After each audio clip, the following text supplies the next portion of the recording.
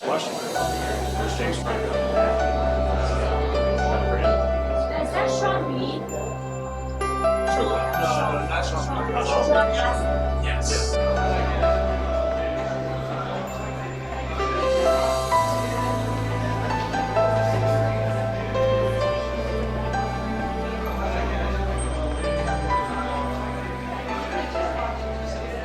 Anybody has any questions for anybody?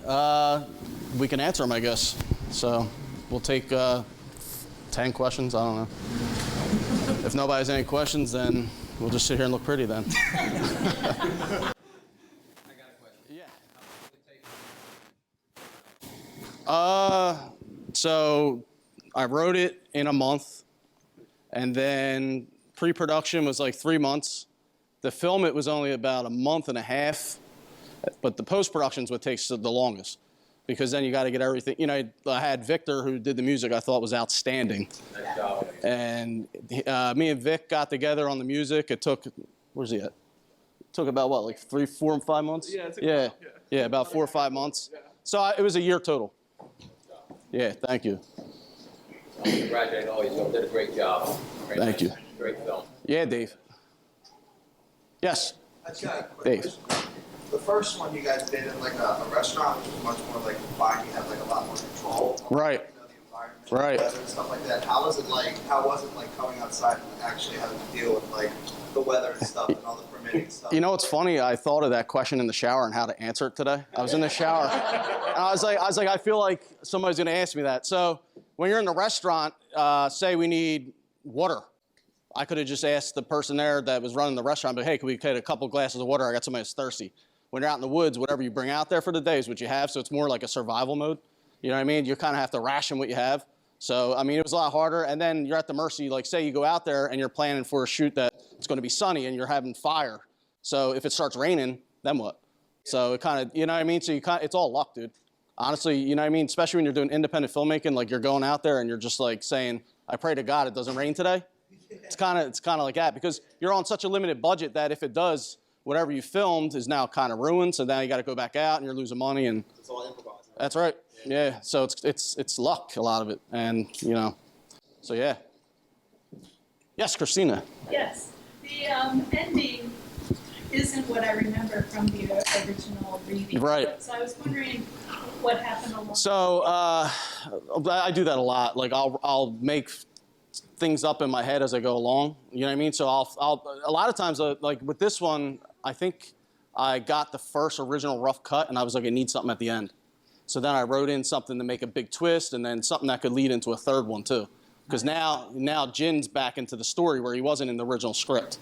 It was kind of a mystery as to Right. what happened at the end. Correct, yeah. But now it seems kind of like everybody is dead now except for Jim. Maybe. Right, because we don't actually see it, so. Uncle Joe's still alive. Oh, he is. You skated out. I'm still in the woods. You skated out, yeah. But I mean, and I give it to the cast because I mean they're just great, and especially a film like this, like it's not easy to shoot because number one, the content. Number two, like what you're doing. They're in blood. Like the chainsaw scene with the girl. It's intense when you're doing it, and these people, they did a great job, and I give it to them. What's that? Yeah, my wife risked her life. Yeah, she'll tell me, give me that. So, but yeah. Anybody else? Yes, Steve. Being with such a limited budget, like I can see that you guys are all out on like the effects, Right. body prosthetics, Right. How did you guys like make it so real and so like So, boring without like having yeah. a limited budget? So that's basically where the budget goes. So so the film like this is not cinematic. It's not meant to. You could see it just from the way it's shot. It's found footage. So I know when I did it that I can leave the money behind on the cinematic front because I have an excuse for it to look like shit, basically.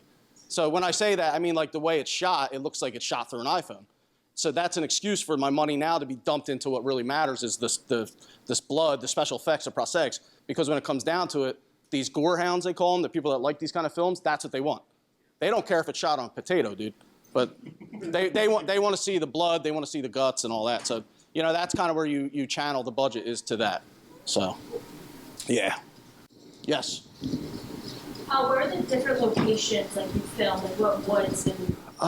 Like where? Yeah. So that was mostly shot in, what's that town? Mount Holly? Mount Holly. Yeah, so Joe, Along the he was our chef in the end, but he was also our location guy. And I had put out on Facebook, I need something in the wood. It was perfect the way that house is sitting on the lake there. It's the Rancocas Creek. Right. So I went out and I looked at it out in the wintertime and I fell in love with it. I said, it's perfect, and that's how that happened. Too. Yeah. When it got windy and ominous. Yeah, and the scene where the girl was killed by the chainsaw, that was in like what was that place? It's a private. It's a bar, a shower room. Riverside Turners in Riverside. Yeah, so it's not actually a basement. It's like a shower room in like a locker room or something. So, but yeah, that's kind of how we did it. Yeah. What's the story behind Bobby? That's he's right there. He's got his own seat actually. Bobby's with us. Yeah. Yeah. He. So here's a little fun story about that. And so that was not supposed to happen. I actually should. Thanks for bringing that up. So this film almost never happened. 2 days before the shoot, and I remember calling you, Jeff, and was like, so what happened was the guy that was originally supposed to be Bobby was Stafford Chavis. Some of you might know him. He had a bad accident in his family. Somebody had died or something, and he called me from Colorado and said he couldn't make it. Now, that almost killed everything, and I was ready to cancel the film because now you have to take somebody completely out of it, and these guys are studying lines based off of his lines. So now we had to think of a way to make this work. So we came up with my wife actually came up with the idea, yeah. Give credit where it's due. Yeah. She came up with the idea to have Bobby be a stick figure, so. Good job. Yeah. Well, that was never supposed to happen, man. You're right. So yeah. Yeah. How long did it take you to make like all the props and stuff? Props, so. He just told me he put a Rice Krispie treat in there. Yeah, so she couldn't come tonight. That was our effects girl, Gidget. She's really good, and I would tell her, like, listen, I need somebody to bite into an arm and have blood come out of it. So then I said, I don't know how to do that. I know what I want, but I don't know how to make it. So she would say, okay, well, I can make it where it's a Rice Krispie treat. Was that what it? Yeah, and then you already had blood in your mouth. So then when he bit it, so yeah. I had to keep my mouth shut until then. Yeah. And doing that, it's like you're gambling because with the way this was made, it's only one take. So when you make a cinematic film, you can cut, let's do it again, let's get it from a different angle. It might work on this angle. It's all one take. So I could have 5 minutes of great footage, but if that messed up, it's not good. Now I got to do it again, but then that prop's ruined. So you got to gamble. You got to get lucky. It's really, I mean, there's other filmmakers in here, they'll tell you got to be lucky. So we got lucky on this. Yeah. You're the one getting killed because of the blood stains too. Like you get it off. That's right. Like the scene we did with you. Yeah. So the scene we did with Tammy, I think we did. It was a one take, and then we tried it again, right? I told you to take it in the tent. That's right. Yeah, you said that, and then that's what worked. Right. Yeah, because once now, if they're wearing clothes and the blood, I don't like the way we did a take. Now they're all bloody. So now you can't do it. So it's all gambling and trying to get lucky. So, but yeah, it worked out, and I mean, again, these guys did great. I almost feel like it was like it has like a Texas Chainsaw vibe to it, mixed with like some like Hostel and Saw. It came out great. So. I want to add something. So this film was a good experience, and that would help. There you go. Yeah, that would help. Is this on? Yeah, it goes to the Oh yeah, I got it.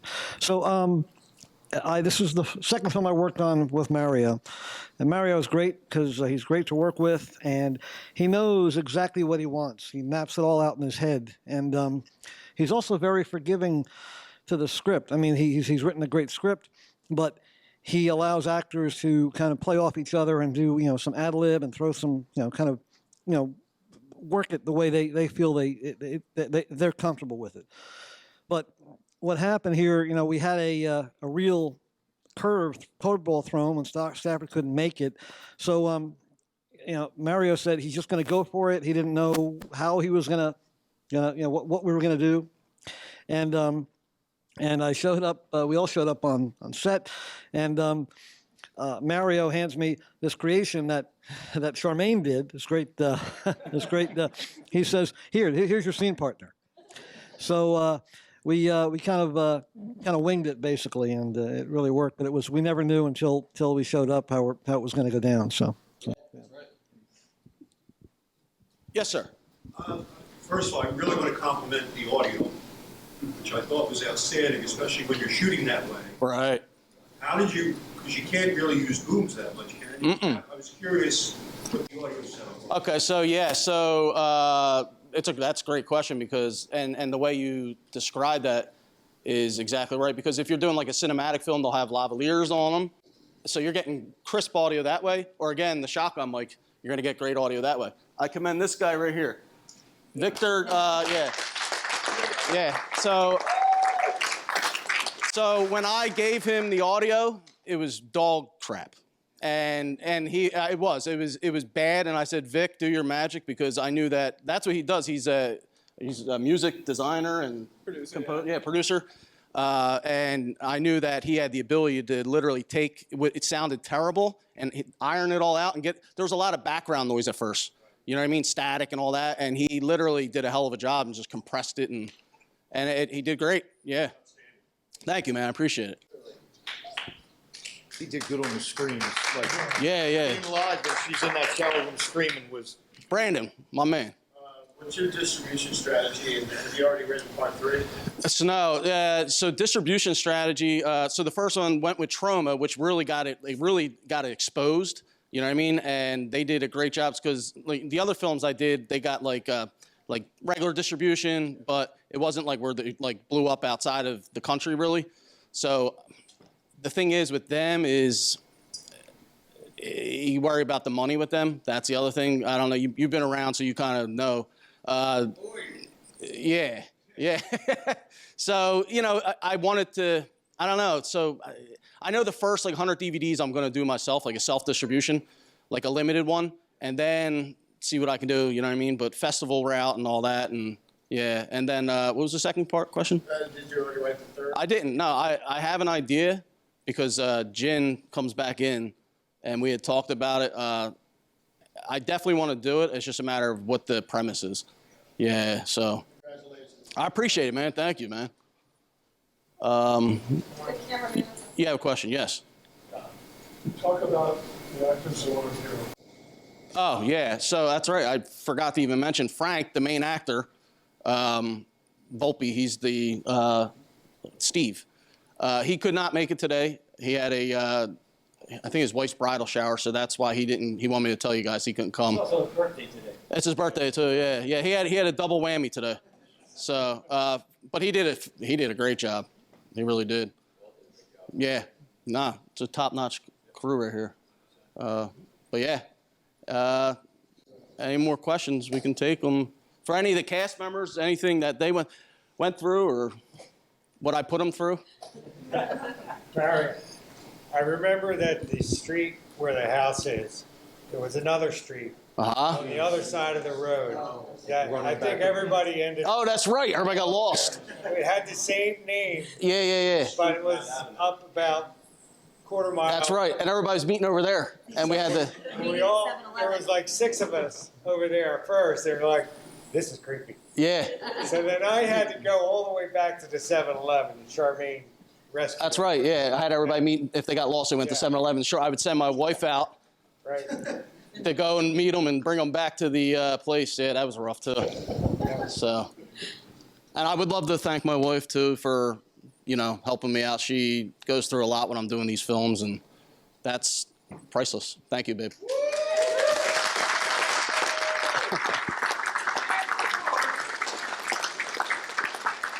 Yeah.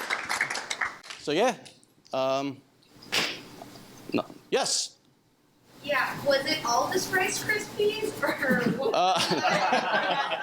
No, so the one that they ate, I think the one was spaghetti and like fake intestine casings. It was actually like casings, and then she put like spaghetti in it, like the intestines that they ate. I think, right? So. Yeah, it was cake. It was cake fondant. We put on cover cake with. Right. And have that sugary paste, kind of shaped into the intestines, stuffed with rice and stayed with the fingers. So Right. The final dinner, we were actually eating steak. There was steak. Then I bought. Yeah, that was steak. Right. What's the wine pairing for that? What's that? actually care what the. Yeah, right, yeah. That's why it was a Cabernet and Merlot on the table. But yeah, so cool, man. Again, we appreciate you guys coming out. Do you have a release date in mind? Not yet. For Doug? Yeah. Was there something really off about the first meet? Well, with Cousin Joe here cooking it up. Uncle Joe, yeah. But yeah, I mean, so this should be getting, I don't know about a release date because, again, you got to get it signed to a distribution company, and then they tell you. It's kind of like you get into a queue. They have their films lined up, so the next thing is I want to try and win the HorrorCon again because that's in September, so we're going to try and submit it to that and go back to back in that, and hopefully, do that and then start getting some accolades for it, and then it builds its value up to distributors. So, yeah. About what location? My scene was actually in their in-laws, so. Oh, yeah. Her nephew took me out when I gave to go there. So, I don't know how old he was at the time. Yeah. Oh, that was cool, actually. He did that. Yeah. It was like off the beaten path behind their house, way in a farm, and The massive amounts of bees that were. yeah, that was pretty cool. Yeah. So, yeah. Anything? Yeah. No, you keep asking. You guys had to study your lines and memorize everything before the film to your process. We got Not at all. We had our table read sometime in, what was it, May, I think? Yep. And that was it. And then we started filming in July, so you had pretty much a 2-month period. And then we filmed every other weekend. So you knew what scenes you were filming on which day, so you could study your lines the night before, a couple days before, so you could prepare yourself, just to get you in the right mindset. we had the script in hand from Mario, probably the final script, maybe about a month or two before, so we had time to work. Oh, but the whole thing with memorizing the script kind of got messed up. That's right. Yeah. That's why it was such a curveball because they had studied all the way up until 2 days, and then one of the lead actors couldn't come, so now their actors bounce off each other. Well, yeah, because he was there for the first reading. That's right. And he was phenomenal, but it's a shame. That was bad because we didn't know what to do. I had a lot of my scenes, my dialogue was off of Stafford, and of course, go there on set, and I'm like, it's Stafford, so we had a lot of some of my lines were actually ad-libbed. Yeah. And I commend you for that because that is not easy. Because now you gotta kind of bounce off a stick. Yeah. It ain't giving you nothing back. So, go ahead.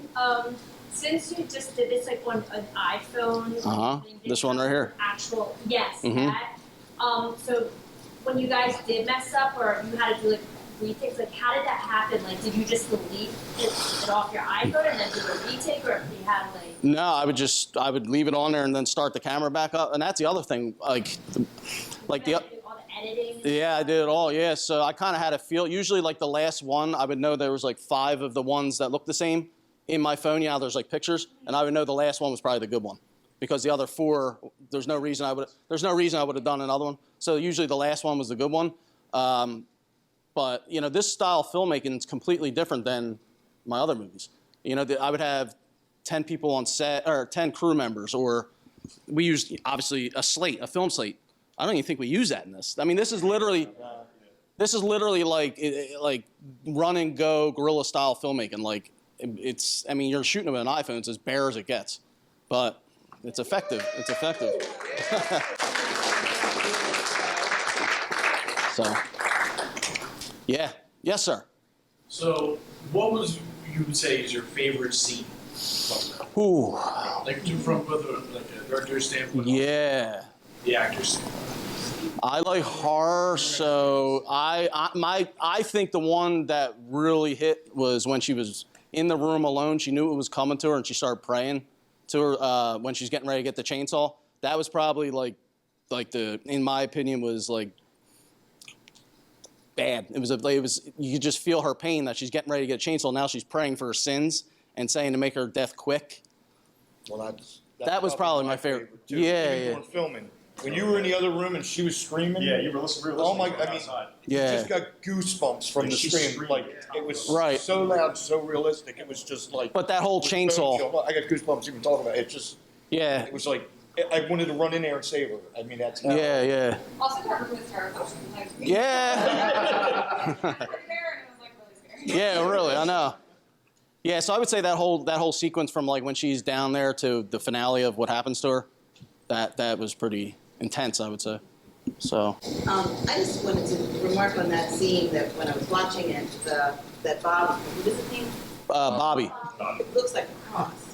Yeah, he does. And Yeah. the imagery of the cross sitting on the chair. And her praying. Praying at the same time, it was Yeah, it was in. very striking. I don't know if you did it on purpose, but.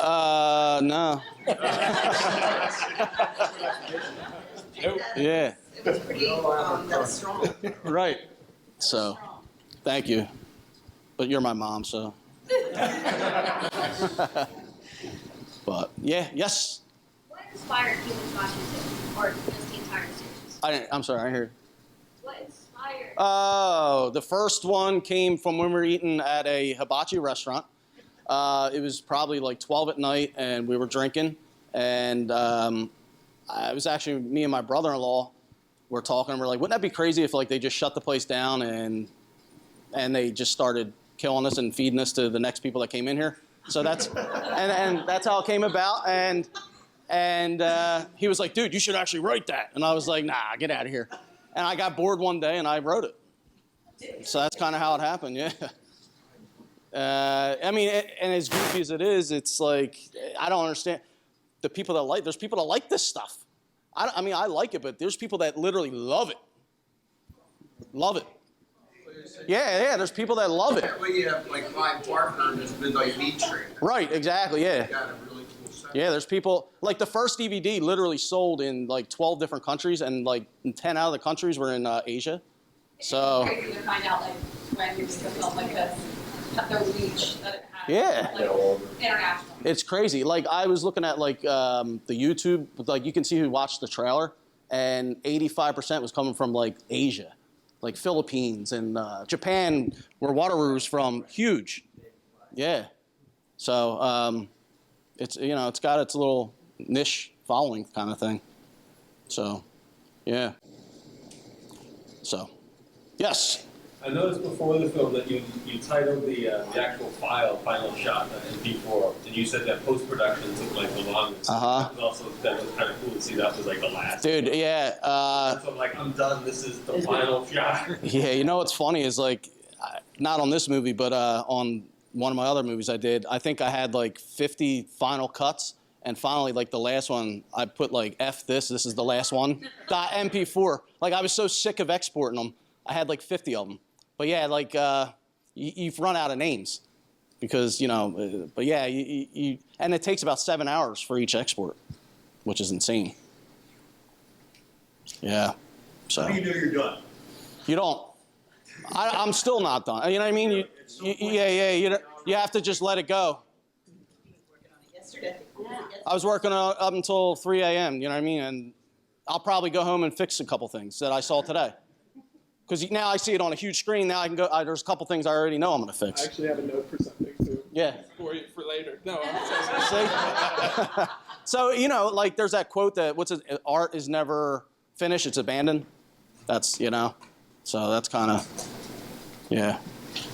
Yeah, I'd like to thank everybody for helping Mary out. One thing I'd like to add is that end scene was a great scene. The Cadillac taking off Yeah. and making his hand. Yeah. So, yeah, water. Which again, that was improv. So I didn't tell him to do that. He took that amongst himself and that's what makes a better movie is when these actors take the liberties to do things that I don't even tell them to do because they have something in their mind. And sometimes an overbearing director will say, no, I don't want that. And then it never makes it to screen. And then actually, I loved the way that worked. It's Aerial shot. right. Big fan of improv. Yeah, me too, because again, and I always tell people, if you go to a bar in the city right now, right, and you put a camera behind them and film them, it'll be the best bar scene you ever seen, right, because it's the most natural. Now, as soon as you tell them, listen, I'm going to light this up and put audio on you, we're going to do this, and action doesn't look as good. Why? Because it's not as natural. It's not, I don't want to say improv, but it's not natural. And that's the truth. As soon as people think the camera's on them, they start acting a little, so that's why I let them do their thing. Let them do their thing. Because if I'm too controlling, then it's not going to be as good. Like Tammy, like that, when you had said, and mentioned, remember, you're like, yo, we should do it this way, and it worked. And that's true. I mean, so that's why I like to give them that freedom. Yeah. So. How long have you been doing this business, directing? 2012. So about, what's that, 9 years, 10 years? 10 years, yeah. So 2012, I had my first movie. It was called Deadly Gamble. I did on like a $10,000 budget. Second movie was called The Listing. I did on like a $25,000 budget. Then I ran out of money. I was like, now what?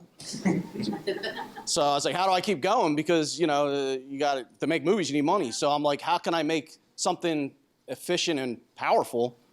And that's why I went to the found footage, because now I can do the production side cheap, and I put the money into the effects. And because that's what counts in these films. So, but yeah, I'm proud of you guys. What's the budget for this? All said and done, this, about 15,000-ish, yeah, in there. But a lot of it goes in post-production too, like when, you know, marketing, you know what I mean, film festivals, you know, so, yeah, Brandon, yeah. Yo, for the actors that had to eat the wrong meat and also deal with the bloody prosthetics throughout, did it disgust any of you during filming, or like sick stomach or anything? When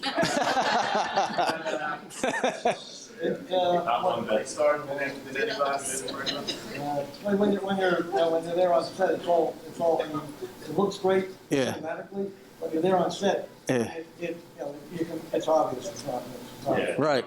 That scrap stuff, some of that was cooking on a grill. Oh, that was gross. Yeah. When it started bubbling and all, yeah. It started to stink. So it didn't gross me out, but I'm a fisherman hunter, but yeah, it was kind of smelled pretty bad. And Brandon, like, you know, and kind of get to that, like, I'll tell them ahead of time. I'll be like, for instance, like when I cast like Gia and Matt, you know Bernard Gronkowski. Yeah. So I went to him and I was like, listen, I need a couple actors for, you know, principal roles. And I started talking to them and I said, listen, this is the nature of the film. And I would let them know ahead of time, like I told Gia, like you're going to have guts on you. And I make sure they're okay with that before we get into it because, because so these are a special group here for sure that do the, like, there's not a lot of people who do movies like this. I've had some people with, even people with blood that have passed out. Right, exactly. Fake blood, it's fake. Yeah, exactly. Yeah. So yeah, you know, special group for sure. Great laugh, Ray. That's very maniacal. Yeah. Yeah, he does. Ray's from Woodstown. That's it. So, but yeah, I thank everybody for coming out, man. It was cool, and yeah, great job, guys. I'm proud of you. Good job.